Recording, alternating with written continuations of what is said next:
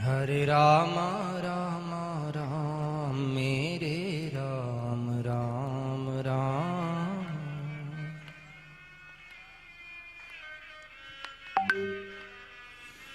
गौ माता की। आज इस परम पावन अवसर पर जिनकी आशीर्वादक छाया में आप और हम सब बैठकर अद्भुत आनंद की अनुभूति कर रहे हैं, जिन पलों में ऐसे दिव्य महापुरुष व्यासपीठ पर विराजमान महाराज श्री के चरणों में मेरा कोटि कोटि प्रणाम। साथ में कथा की इस पूरी व्यवस्था के मूल में यजमान, मुख्य यजमान परिवार, कथा समिति, सभी प्रकार का आंशिक समय का भी जिन्होंने अपना इस यज्ञ में आहुति दी है, उन सभी को यहां से मैं बहुत बहुत कोटिशः प्रणाम करना चाहता हूं कि आप सब बड़भागी हैं इस कलयुग में। साहब बहुत यकीन करना, किसी साधु के शब्द हैं कि इस जगत में मेहनत से प्रतिष्ठा पाई जाती है। ध्यान से सुनना, मेहनत का मार्ग हम सब लोग अपनाते हैं दुनिया में, लेकिन मेहनत से दुनिया में प्रतिष्ठा, पैसा, प्रभाव ये पाया जाता है। मेहनत से भगवद कृपा प्राप्त नहीं हो सकती है, कदापि नहीं, कदापि नहीं, कदापि नहीं। कितनी भी मेहनत कर ले आदमी, मेहनत से सारे जगत में तुम्हारा नाम कीर्ति हो सकती है। मेहनत से परमात्मा के चरणों में निष्ठा नहीं मिलेगी। समाज में प्रतिष्ठा जरूर मिलेगी। समाज में प्रतिष्ठा पाना और समाज से निष्ठा पाना, दोनों में बहुत भेद है। मेहनत के मार्गी हैं हम लोग। कर्म योग के नाम पर हम मेहनत को ज्यादा मोहर लगाते हैं। तुलसी ने एक जगह पर रामचरितमानस में लिखा है, मेरे शब्दों का नहीं, तुलसी का आधार लेकर कहना चाहूंगा। अति हरि कृपा, अति हरि कृपा, केवल कृपा शब्द उपयोग नहीं किया है। अति हरि कृपा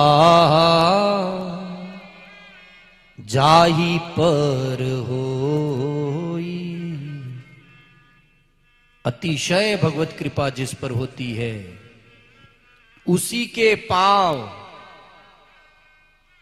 इस पंडाल में आ सकते हैं। वरना आसपास बहुत कुछ है, बाजार है, होटल है, थिएटर है, इधर उधर घूमो फिरो, बहुत सारी जनता घूम रही है।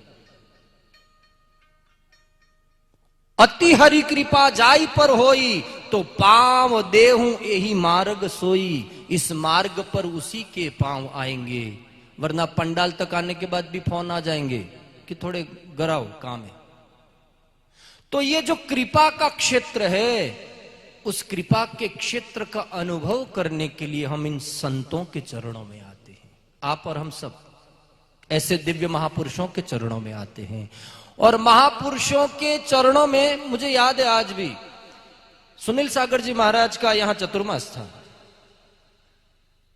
तब एक शब्द मुझे आज भी स्मरण में है, मंच से कहा था कि समाज में रहा व्यक्ति कर्म करता है और अध्यात्म में रहा व्यक्ति कृपा करता है। बस ये दो ही फर्क है साहब। आध्यात्मिक चेतना का क्या उद्भव, क्या वो किसी से द्वेष करेगा? नहीं, वो जब भी करेगा उसका कठोर कदम हो सकता है, कठोर वचन हो सकता है, कठोर उच्चारण हो सकता है, लेकिन भीतर का करुणा का भरा हृदय होता है, अगर सच्चा साधु हो तो। वरना द्वेष भी पाले और साधुता भी पाले, बात अलग है। अति हरि कृपा जाई पर होई। इसलिए किसी साधु ने यह भी कहा था, इरादे लाख बनते हैं लेकिन बनकर टूट जाते हैं, और सत्संग में वो ही आते हैं जिन्हें स्वयं हरि बुलाते हैं।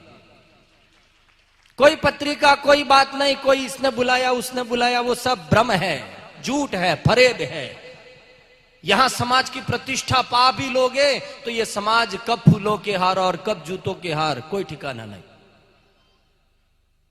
ये झूठा प्रपंच है साहब, अगर पा भी लिया तो भी।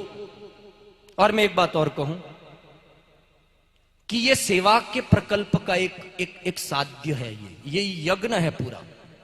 इसमें सेवा के दृष्टिकोण से आप और हम सब जुड़े हैं। तो मेरा एक वचन है, मेरी एक मान्यता है कि सेवा सबसे कठिन धर्म है। ध्यान रखना, गौशाला के संचालन में आसपास के पूरे डूंगरपुर क्षेत्र की गौशालाओं से मेरा करीब का एकदम दृष्टिकोण रहा है। सब जगह जाकर मैं मेरी आत्मा से बिना किसी प्रपंच के मेरा कार्य पूरा करता हूं। इसलिए बोलने का हक भी है कि अगर सेवा सच्ची है तो सेवा में श्रम नहीं होगा, मेहनत नहीं होगी। सेवा से सीधी कनेक्टिविटी परमात्मा की है, लेकिन तो सेवा में श्रम नहीं होगा, मेहनत नहीं होगी। सेवा से सीधी कनेक्टिविटी परमात्मा की है, लेकिन सेवा में अगर प्रपंच है, सेवा के बदले अगर कुछ चाहिए, सेवा से निष्ठा नहीं करके प्रतिष्ठा पानी है, सेवा से सेवा न करके पद पाना है, सेवा से सेवा न करके पैसा पाना है। हम सबका यही नहीं, जीवन के किसी भी मोड़ पर, किसी भी चलन में, किसी भी पांव, किसी भी डगर पर आप और हम सेवा कर रहे हैं, और सेवा के नाम पर अगर स्वार्थ सिद्ध कर रहे हैं तो सेवा तो इतना बड़ा फल है कि स्वार्थ भी सिद्ध हो जाएगा। ये 100% सेवा जिसकी भी करो, घर में माँ बाप की करो तो माँ बाप का भी, लेकिन स्वार्थ से करोगे तो प्रॉपर्टी देकर जाएंगे। गौ माता की करो तो वो भी देकर जाएगी साहब, लेकिन सेवा उद्भव स्थिति है। सेवा से सेवा शब्द आया कि थोड़ी भगवान की सेवा कर ले। दूसरा, ऐसे दिव्य महापुरुषों के चरणों में इतना बड़ा प्रकल्प होने जा रहा है साहब। मेरी आत्मा की आवाज से मैं बोल रहा हूं कि जिन जिन गौशालाओं पर महाराज श्री का वरद हस्त है, उन गौशालाओं में जीवन में कभी कमी नहीं आएगी साहब, जीवन में कभी नहीं। मैं यहां इस समिति और इस गौशाला की जो समिति है, उन सबसे मेरा करबद्ध निवेदन रहेगा कि बिल्कुल निश्चिंत होकर काम करिए सेवा का। ये वागड़ पूरा आपके साथ है, इस वागड़ का हर एक व्यक्ति आपके साथ है। सेवा करने वाले को तकलीफ नहीं पड़ती है। बस सबते सेवा धर्म कठोरा, ये धर्म बड़ा कठिन है, इसका ध्यान रखना। ये धर्म बड़ा कठिन है। कठिन धर्म अपनाया है तो कठिनताएं आएंगी, लेकिन उन कठिनताओं का कान बड़े रखना, पेट बड़ा रखना, विचार बड़े रखना, सब सहन करना, फिर भी सेवा न छोड़ना, उसी का नाम सेवा है। वरना थोड़ी थोड़ी बातों में हम लोगों में द्वेष पनप जाता है, थोड़ी थोड़ी बातों में हमारे को अहंकार नड़ता है, थोड़ी थोड़ी बातों में हम नाराज हो जाते हैं। ऐसा व्यक्ति समाज की सेवा नहीं कर सकता है। महाराज जी का उद्देश्य तो देखो, 31 वर्ष की यात्रा अपने जीवन में पैदल। मुझे तो सोचकर विचार आता है, इस महापुरुष ने कौन से यूनिवर्सिटी से पास होकर आए हैं कि जहां पर यह शिक्षा मिली कि राष्ट्र धर्म सबसे बड़ा धर्म है साहब।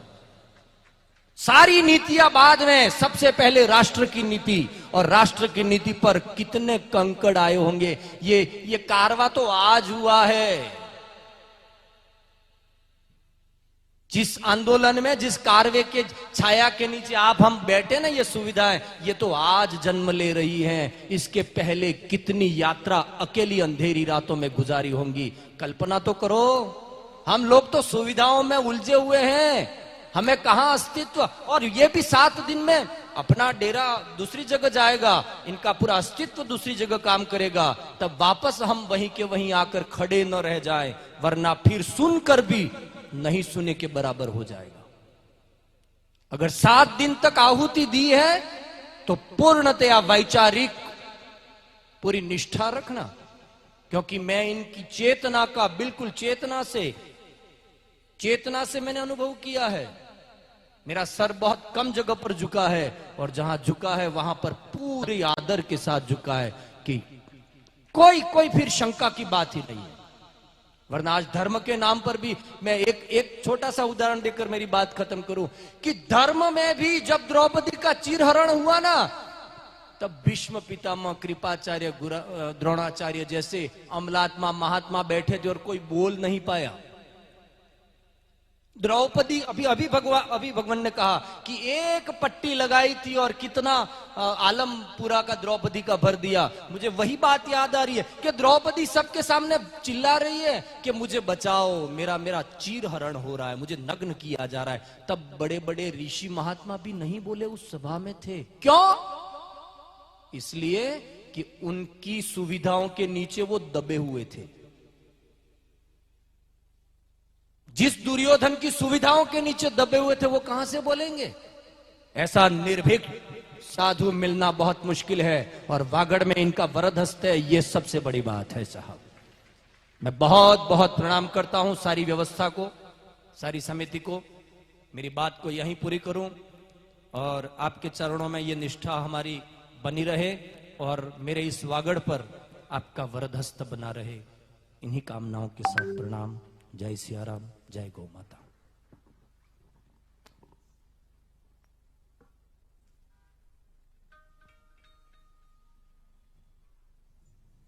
गुरुदेव के चरणों में